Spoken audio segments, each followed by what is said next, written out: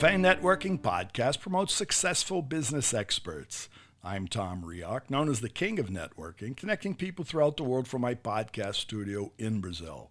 Today we talk with Hank Paul, joining us from Sydney, Australia. Hank Paul, an award-winning photographer, LGBTQ plus advocate, and inclusion strategist, helps entrepreneurs around the world authentically connect with LGBTQ plus people. So Hank, why is LGBTQ plus inclusion so important for business owners in 2023 and beyond? Well, first, thanks for having me, Tom. It's great to be here. I think LGBTQ plus inclusion is important for businesses for several reasons, but let's break that question down in 2023 and beyond. So right now, why is it important today in 2023? And it's a different reason or different reasons for why is it important in the future. So I want to kind of talk about both. But if we talk about why is it important today, if you're a business that employs people, if you're a business that, I don't know, works with people, it's very likely that you are working with, employing, your clients, people who are part of the LGBTQ plus community. That's whether you know it or not, right?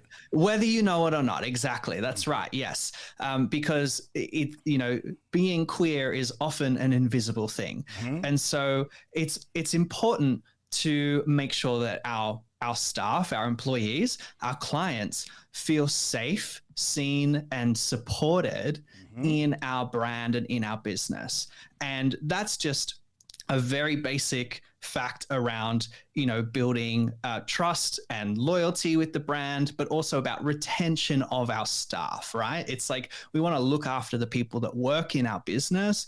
And whether we know it or not, there are definitely going to be people in our orbit, in our business orbit, who identify as part of the community. So I think that's a very real right now thing for us to address. But if we think about beyond just today, we're looking at Gen Z, the fastest growing consumer demographic.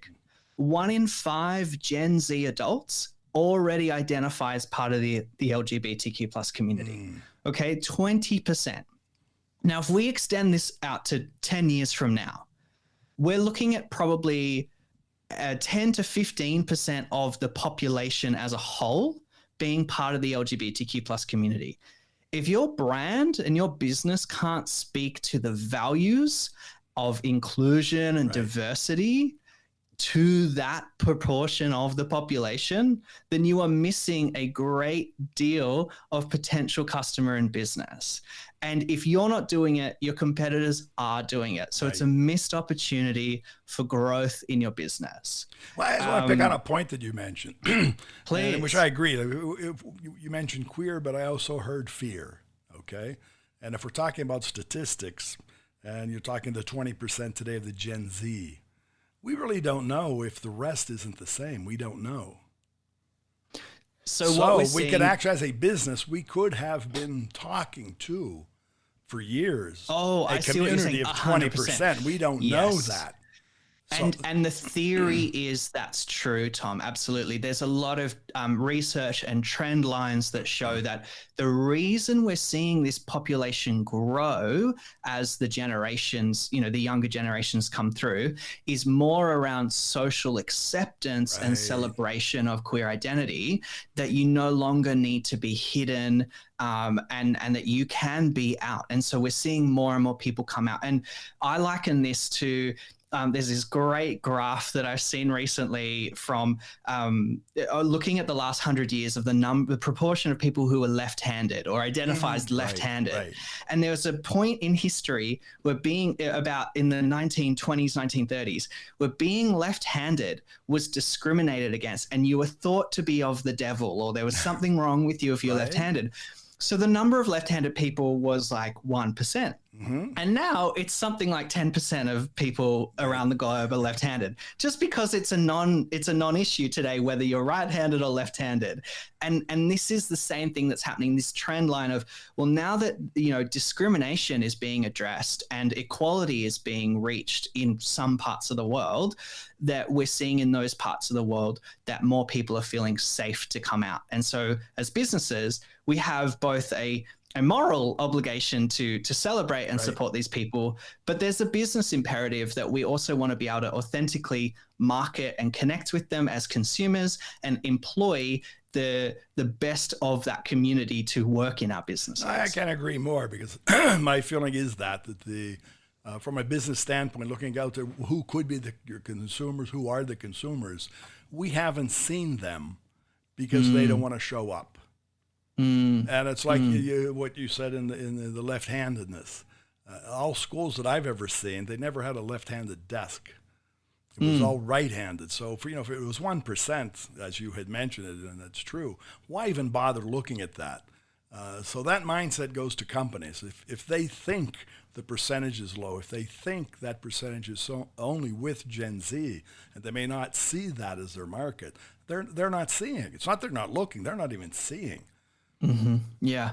No, it's an excellent point. But I can see the growth for it beyond is there. Yeah.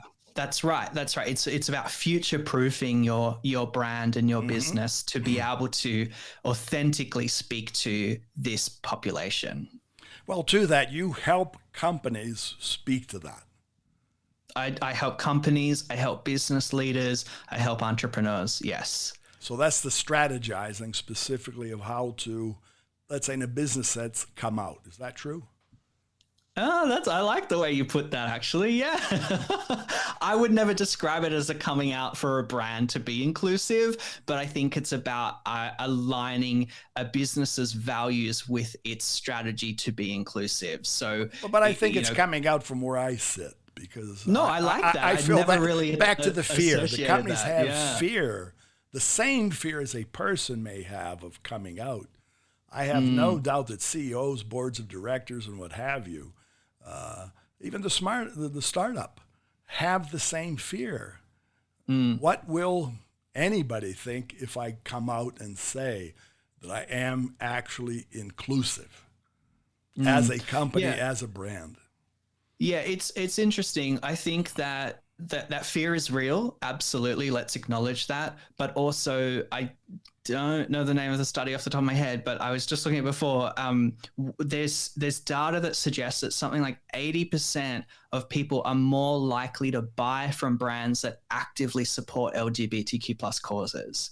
So the data does support the fact that when you do, as you say, come out as an inclusive business, that the consumers will support you if you stand up for the values that you say you have. And there's definitely recent examples where brands have tried to be inclusive, and then they've backed down out of fear. They've gone quiet. They've gone back into the shadows. They've sat down again.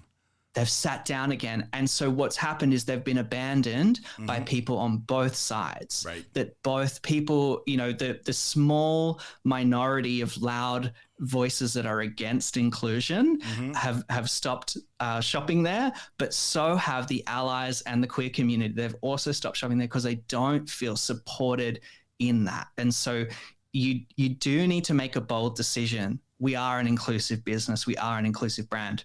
But when you stand up and make that bold decision and you stand firm in that, you will be supported by consumers, like the majority of consumers. I couldn't agree more. So Hank, Paul, thank you for being part. How can our listeners find you? Well, they can absolutely find me on social platforms such as LinkedIn and Instagram, and even on TikTok. If you're there, I'll be there. And you can also head to my website, hankpaul.co. If you head there, you'll find I've actually got a little workbook called the Business Allyship Roadmap. You can download that and you can read out the 6 steps to mastering LGBTQ plus allyship in your business. And I lay that all out for you and just kind of help you identify where you're at on the journey. Well, I want to thank you because I've actually just done that. Wonderful. Now, as a networking person, and as if I consider myself the king of networking, I have to understand the whole network. And I also have to understand why maybe I'm not connecting with part of that. So am I, as a person, as a business, as a whatever, am I inclusive, or am I just, talking off just words coming out? So I think it's back to that. And I want to say, I haven't read it. I just downloaded it. But That's I certainly great. will. Have a read. No, but allyship, one of the things I defend in networking, I don't look for connections to buy or sell, because most people, I lost my job and I need a client. But I consider my connections as an ally. And if they're an ally, as you defend, we need allies to help ourselves. We are each an army of one. And when you are an army of one, you need allies. That's right. And it's to the point that you bring up, and I think that's very good. So, again, we'll be looking forward to talking to you more in the future, okay? That sounds great. Thanks for having me, Tom. Thank you again. And again, it's Hank Paul, Hank, the last name Paul. You find him on LinkedIn. And his site, hankpaul.co, hankpaul.co. Cafe Networking is brought to us by Focus MI Market Intelligence, an agricultural market research specialist in Brazil. More information at focusmi.com. Talk to Tom, talk to the world. Thanks for listening until the next time here at Cafe and Networking Podcast.